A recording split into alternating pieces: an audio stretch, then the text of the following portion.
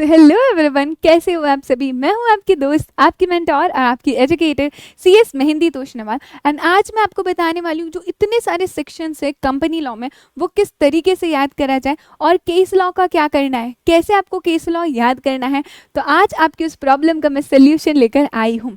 So talking about the sections, सबसे पहला सवाल आपका, मैम के सारे सेक्शंस को याद करना है और अगर करना है तो हम कैसे लर्न करें, इतने सारे सेक्शंस कैसे याद होंगे। तो सबसे पहले तो समझो, याद हो जाएंगे, बहुत ही इजीली याद हो जाएंगे। आज मैं आपको एक टेक्निक बताने वाली हूँ सेक्शंस को लर्न करने की। सी कंपनी लॉ में ध्यान रखना, अगर मैं बात कर रही हूँ पार्ट बी के सेक्शंस की, तो वो सभी आपको सेक्शंस याद होने चाहिए। पार्ट बी आपको एक एक्स्ट्रा एज देता है यहाँ पर, और ऑब्वियसली अगर आपको सेक्शंस याद है तो एग्जामिनर के ऊपर बहुत अच्छा इंप्रेशन जाता है।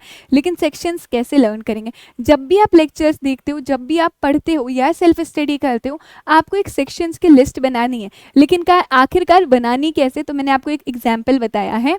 इस तरीके से आपको आपके पेपर पे लिस्ट बनानी है। One side you will write the section number and second वो सेक्शन किस बारे में बात करता है, क्या प्रोविजन है। फॉर एग्जाम्पल सेक्शन 101 लिया है जो बात करते हैं नोटिस के बारे में, तो इसे लिख दूँ। सेक्शन 102 एक्सप्लेनेटरी स्टेटमेंट या फिर statement to be annexed with notice, 103 quorum के बारे में, 104 चेयरमैन के बारे में, so on and so forth. आपको पूरी लिस्ट प्रिपेयर करनी रहेगी। Yes, you have to do it. Part B की पूरी लिस्ट आपको प्रिपेयर करनी रहेगी। पार्ट ए के लिए क्या, पार्ट ए में भी जब आप पढ़ते हो आपको सेक्शंस जो इजीली याद होने वाले लगते हैं वो आपको याद कर लेना, पर मेक श्योर आप इसे लिस्ट बनाओ। अच्छा, बनाने से तो काम नहीं चलता है, आपको याद भी करना है। सो याद करने के लिए आपको क्या करना पड़ेगा, you have to read it. कुछ एक्स्ट्रा एफर्ट नहीं लगाना है, कुछ एक्स्ट्रा एफर्ट आपको बार बार लर्न करने पर नहीं लगाना है। दो रूल्स आपको फॉलो करने हैं। सुबह उठने के बाद ये सेक्शन की लिस्ट ओपन करनी है एंड इस सेक्शन की लिस्ट को गो थ्रू करना है। लाइकवाइज रात में सोने से पहले आपको शांति से इस सेक्शन के लिस्ट को देख के गो थ्रू करना है। I am not talking about कि उसे याद करो, मैं सिर्फ इतना से बोल रही हूँ, सिर्फ इसे रीड करो, गो थ्रू करो। जब भी तुम प्रोविजंस पढ़ोगे तुम्हारे दिमाग में ये सेक्शन स्ट्राइक करेगा। ये एक ऐसी टेक्निक है जो मैंने यूज़ करी थी अपने सीएस एग्जीक्यूटिव के टाइम पे इन कंपनी लॉ, एंड इसने मेरी बहुत ज़्यादा हेल्प करी है।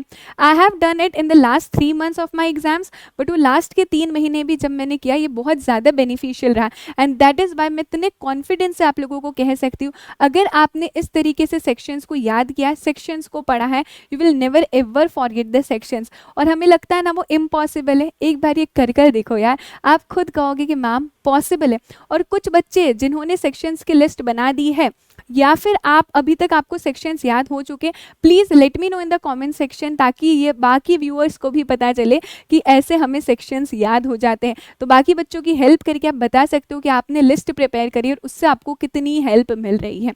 Second, talking about the case laws. Case laws का क्या करना है, सी बहुत ज़्यादा केस लॉ नहीं है आपकी कंपनी लॉ में, ठीक है तो भी what you have to do is ना, केस लॉ बहुत असेंशियल नहीं होता है, आपको उसका कंक्लूजन पता होना चाहिए कि ये केस लॉ का कंक्लूजन क्या निकला है। So you should know the conclusion, ये हमारी पहली प्रायोरिटी रहती है केस लॉ में।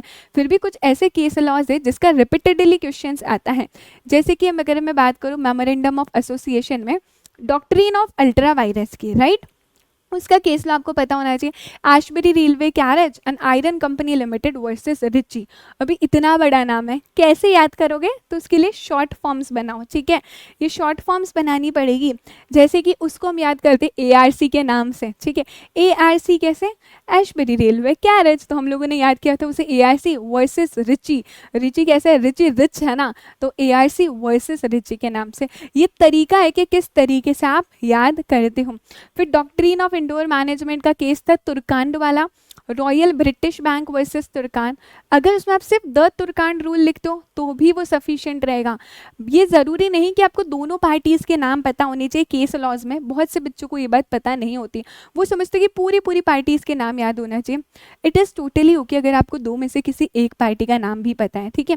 केस लॉ आपको याद होंगे तो वैसे भी एक एक्स्ट्रा एज ही देगा आपको, तो अगर आपको कोई एक पार्टी का नाम भी याद होता है इट्स टोटली ओके। लेकिन हाँ, जिसके ऊपर क्वेश्चन रिपीटेडली पूछे जाते हैं वी विल ट्राई कि हमें दोनों ही पार्टीज़ के नाम पता हो, जैसे कि ARC वर्सेस रिची वाला केस था, यहाँ पर आपको इस चीज़ का ध्यान रखना है। अदरवाइज अगर हमें कंक्लूजन भी पता होगा, इट इज़ सफिशिएंट। बस यही दो चीज़ों का आपको ध्यान रखना है in remembering the sections as well as case laws में।